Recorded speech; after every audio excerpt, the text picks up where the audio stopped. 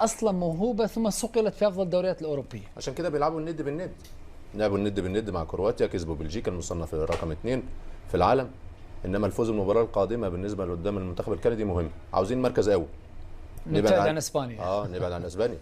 اسبانيا افضل من المانيا رغم الاثنين اقوياء، انما مكسب كندا مهم. التاهل في المركز الاول اهم. عاوزين نبعد عن اسبانيا، لان اسبانيا من افضل الفرق حتى الان في البطوله. ممكن شفنا البرازيل، شفنا فرنسا، شفنا اسبانيا. الثلاث فرق دول ممتازين وعندهم استمراريه في الاداء ولعبهم سريع وعندهم نجوم يقدروا يخطفوك في اي وقت. فنبعد عن اسبانيا ونسهل المأموريه ونسهل المشوار بالنسبه للمنتخب المغربي اللي بيقدم كره ممتعه. اتمنى التوفيق برضو للسعوديه، لتونس، لكل المنتخبات العربيه. واهم حاجه ان الاعلام العربيه كلها موجوده والناس مبسوطه كلها.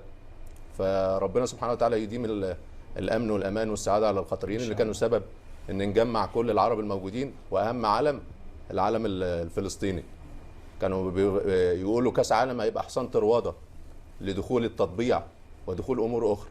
لا، احنا بنرد نقول ان كاس العالم كرة قدم، وبنقدم نفسنا كعرب للعالم اجمع بصورة مختلفة.